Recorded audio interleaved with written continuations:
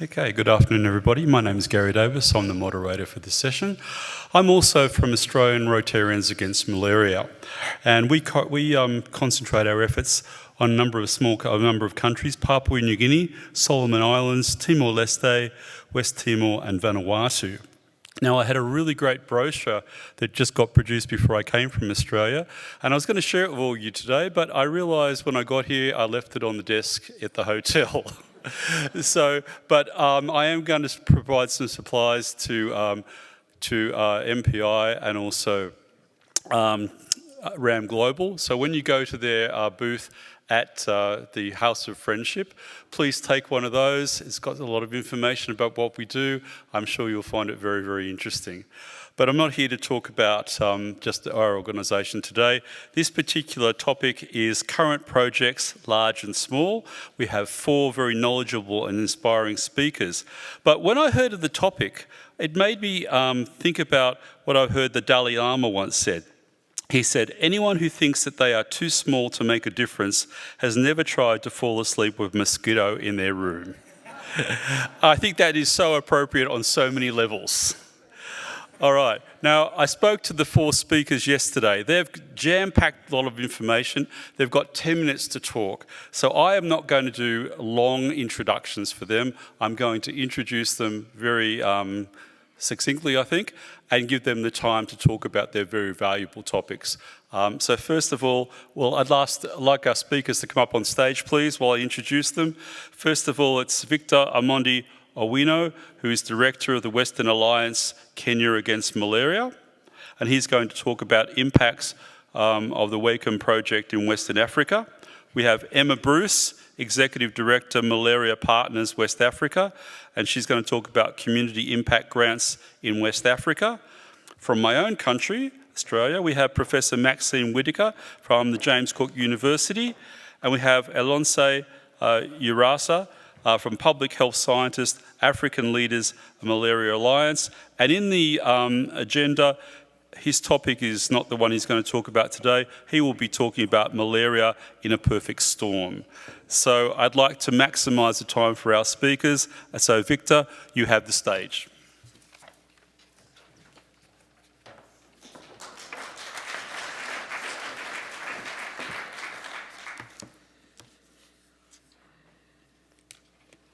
Thank you very much. Good afternoon, ladies and gentlemen. You're good? Yes. I want to give you a very honorable chance. Just smile at your neighbor. And show your neighbor is smiling. Thank you very much. I'm here today to speak about a wonderful project that is saving lives in Western region. I want you all to imagine a world where no child is missing school because of fever, where no mother fear of losing a baby because of a mosquito bite, where the entire region rises from the shadow of preventable disease. This is the world where we're building one community at a time. Clap for yourselves.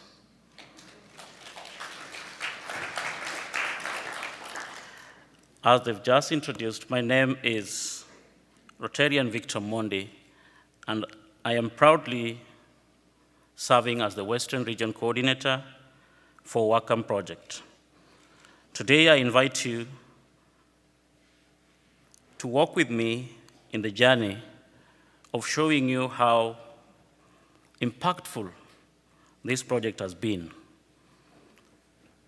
As you've seen on the screen, we have the definition of what WAKAM is: Western Alliance Against Malaria.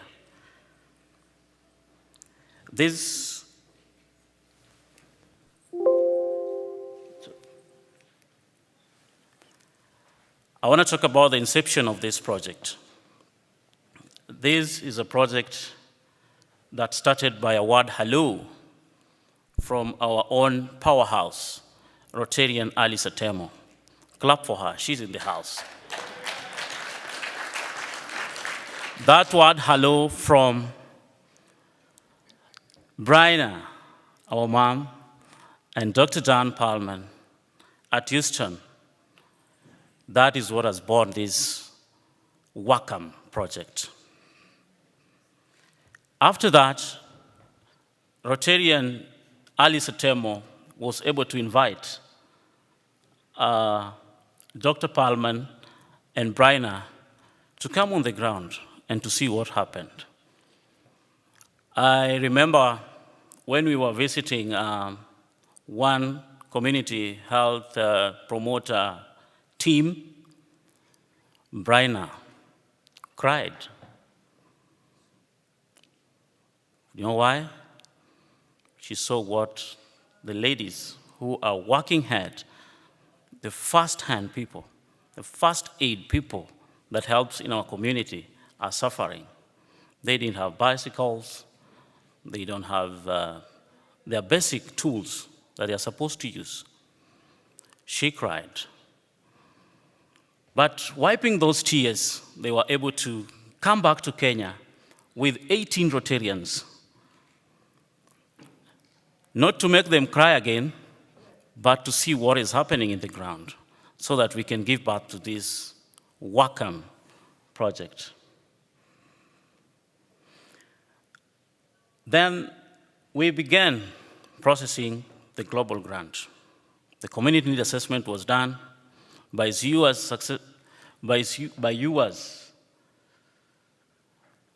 Victor Mundi, standing here. We were able to mobilize 18 clubs to do this community need assessment. We were not very successful because sometimes, Rotarians are busy. We were only able to get 4 clubs to do this project. During this visit for Dr. Dan and the 18 Rotarians, you can see them there. We visited different clubs, different research centers. The picture you're seeing there is when we were at Kemri Research Center in Nairobi, in Kisumu.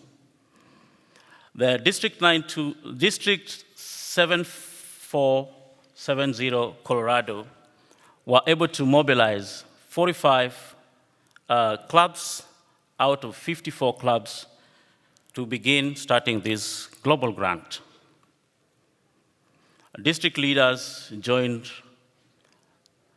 and now, as we speak now, the project is at, we are at 9 months. It's still continuing. We are remaining with 15 months to end the project.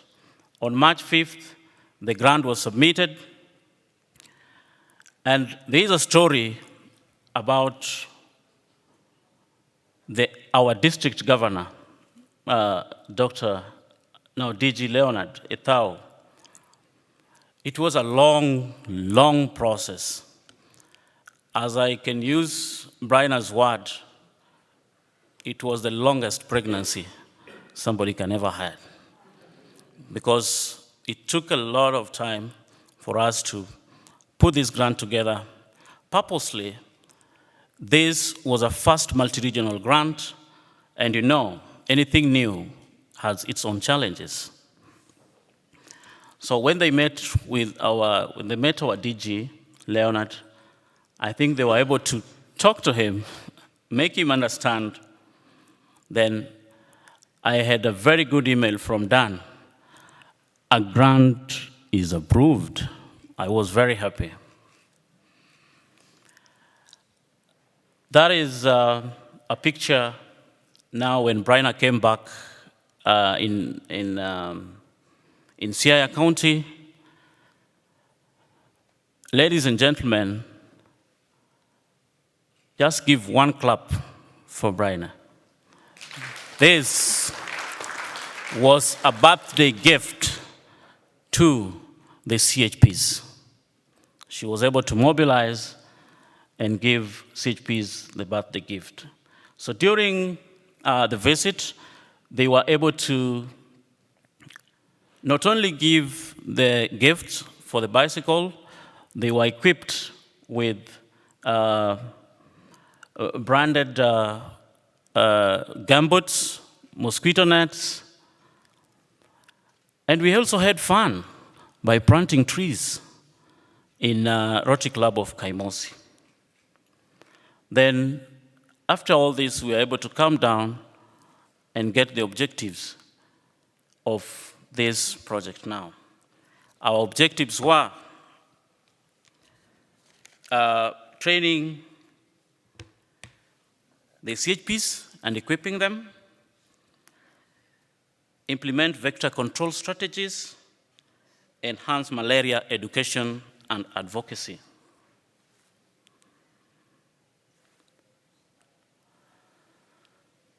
In the implementation of this project, as I mentioned, this is a continuous project. We are in the 9th month of this project.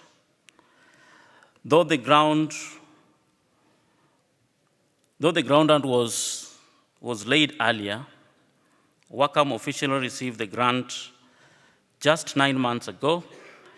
This is a 12-month program, which means we have 15 more months to complete the project. Despite the short timeline so far, we have hit. That is our now current status. Despite the short term, so far we have hit a major milestone. And we want to thank you all for your commitment, because it is through your efforts that we are now here. Let me give you a snapshot of our current achievements to date. 1, we have successfully trained 200 CHPs drawn from the 4 counties. This grant is happening in 4 counties in our region. These CHPs are now on the ground and actively identifying malaria cases and supporting that through households. We have conducted multiple stakeholders engagement meetings with local leaders. MOH is the Ministry of Health, our officials, and the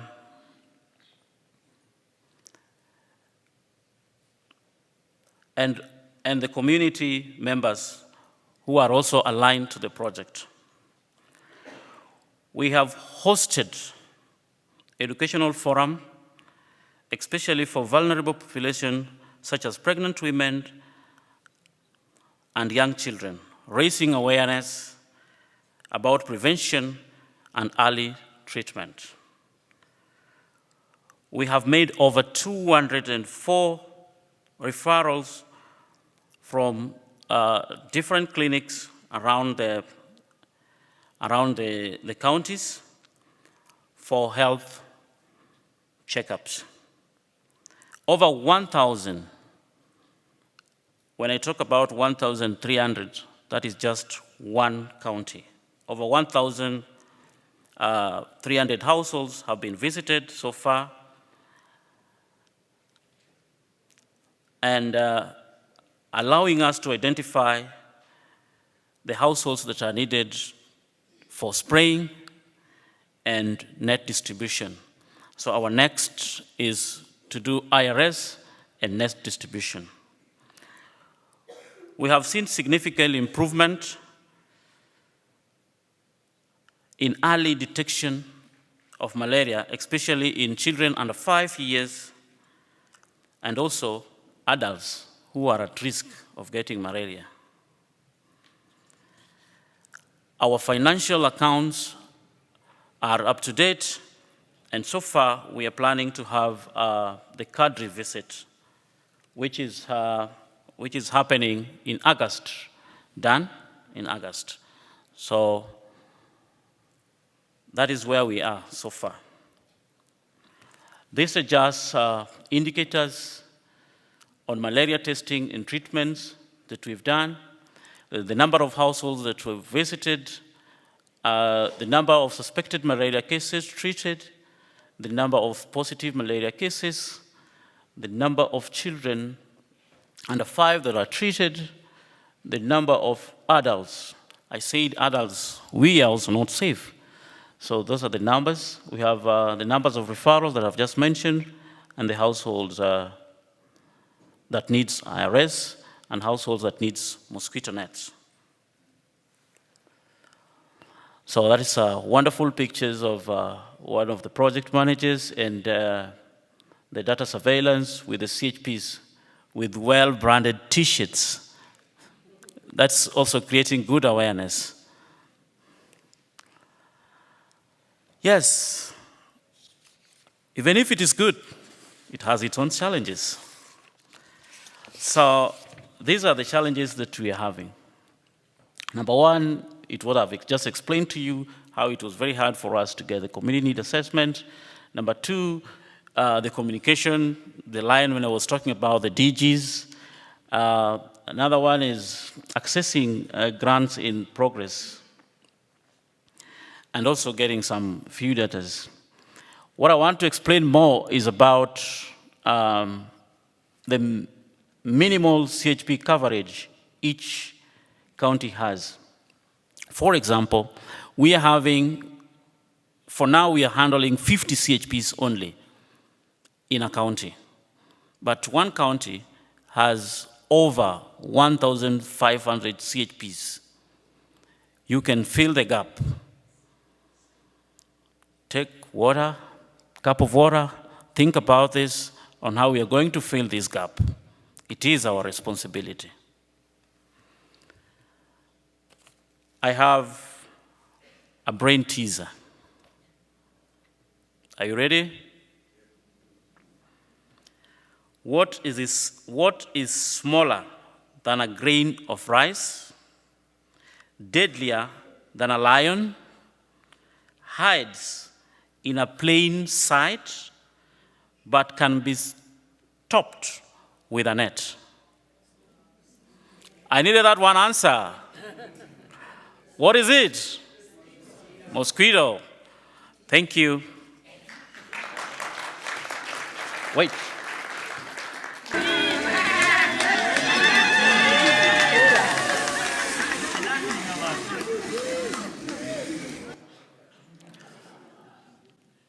Good. Now, I have a question.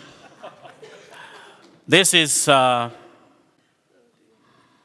who can guess the age of that woman? I have a gift for you. The age of that woman. If you are within the range, I have a gift for you. No. I wanted you to be keen. That's why I stopped it. The video. The woman. 70? 60? Please, let's have an organized class. Who? One person? Yes? You're 60? No? 6? 56? No? Who is that? Who is that? Stand up.